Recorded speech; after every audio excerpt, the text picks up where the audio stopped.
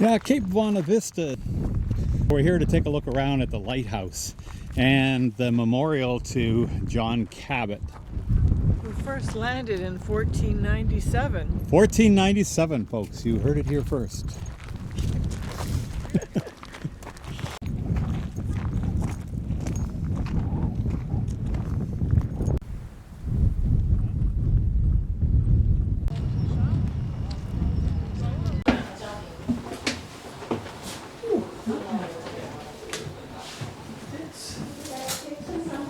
This is beautiful. All summer. Is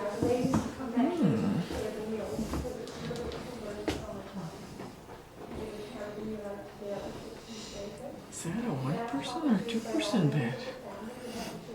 Two, I bet. I think so. The smell in here reminds me very much of Simcoe Cottage. Hello. Hi. How are you? Good, thank you. So is this the lighthouse keeper's place? Would it be where the lightkeeper lived with his family, and sometimes an assistant lightkeeper would live here as well. Okay. It is restored to about the 1870s, as you look around, but it was a functioning lighthouse in 1843. So the most of the artifacts that you see here will be from that time. Not necessarily the exact items that the lightkeeper had, but kind of reminiscent of what he would have had. Yeah.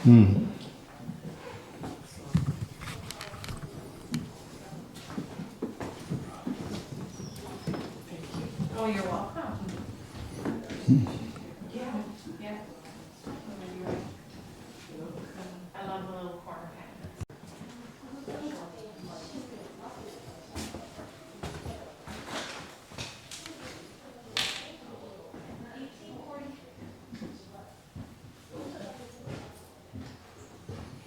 I'm going to stay right back here.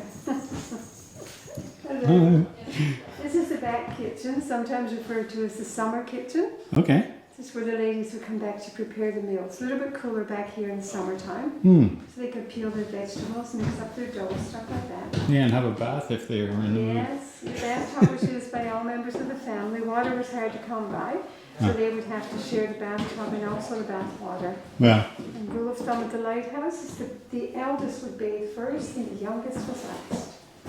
They say don't throw the baby out with the bath water.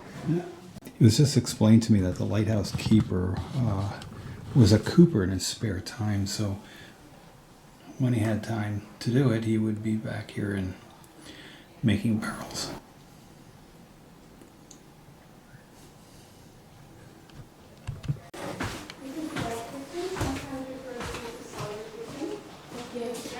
Into the top of the stairs.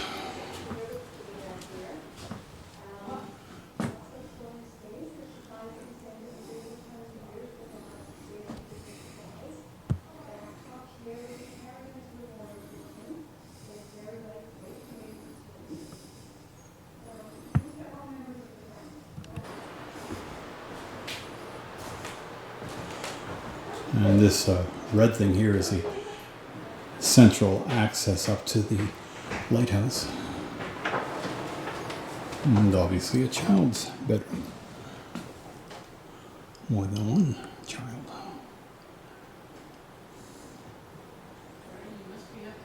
Downstairs, and he gave the second floor to his son Nicholas because he had a wife and family, so there was more space for him to be up here. Okay. And this room here is like an office, I guess. It is. That was the lighthouse keeper's office. Of course, that's where he did all of his paperwork. Like, you know, everything had to be all recorded. From temperatures, wind speed, you know, your supplies, what you was using, what time you started your shift, what time you had ended your shift. So everything was all daily reports, weekly reports. Everything had to be done and submitted. All the clocks that you see there are signal flags. So on top of this is the international code book for the flags. I had a question for you. I wonder if you could answer it. The flags that are flying out there, not right now, what are they? I am flying the letters HXN. Okay. And I'm asking if there was airship flying or sailing by now today, I would be asking them, what is your captain's name? Oh, okay. Okay. Who chose that combination? I did. Oh, this you did? morning I put them out, yeah. Okay, do you know them all by heart? Or No. have to- I'll look in the book there and try to Okay. find something and I'll put it up. Okay. But that was the way of communicating back and forth, Yeah. because every flag represents letters of the alphabet, A to Z, numbers 0 to 9. Yeah. The letters BEWC Mm-hmm. represented Cape Bonavista Lighthouse. So lighthouses had a signaling flags as well. Mm. Nighttime was your light up in the lantern room.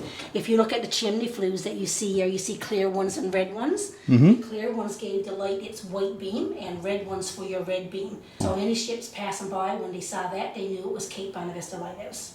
So every lighthouse had a different signal. Yeah. And that's an unusual lantern. It is, argan lamps they're called, and they're very similar to the lantern that you'll see now when you go up in the lantern room as well. Oil burning lamps. Oil burning. 15 minutes, crank it up. And then 2 hours for that counterweight to drop back down into the kitchen. So this flywheel that you see here has a couple little wings on it as well that you use to adjust wing speed to make it go slower or faster. So once that counterweight was cranked up, they spin the wheel and adjust the timings to get your timings for 30 seconds between each beam of light. So basically once everything was all set, the counterweight would start dropping and turning the gears which rotated your light for you. Oh, so I see. And it here's only lasted 2 hours for that counterweight to get back down to the kitchen. So every 2 hours they had to come up and crank it back up again. Did he have somebody else do it during the nighttime? They would. That's why they usually had an assistant, and Okay. usually the job was passed down in generation as well from father to son. Okay. And then I can see the counterweight is down here, right? Yeah. At the end of that rope down in the kitchen, you saw it in the kitchen when you came in, the 200-pound counterweight. No, I didn't see that. Okay, well when you go back down now in the front kitchen, when you first comes into the door, in a little cupboard in the wall, you'll see a 200-pound counterweight. And that counterweight is at the end of this rope.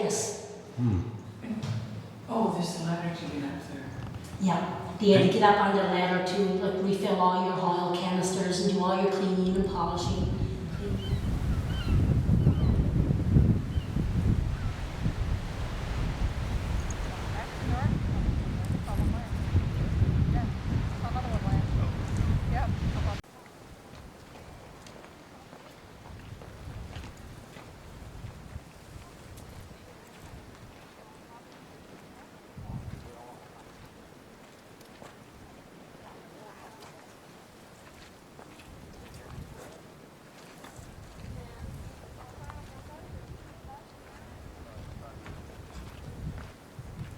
John Cabot, or Giovanni Caboto, as he was an Italian explorer and navigator, set sail in the service of Henry VII and landed somewhere on the shores of this Newfoundland.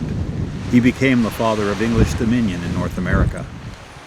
In 1997, the Canadian and British governments decided to pick Cape Bonavista to represent his landing in the New World.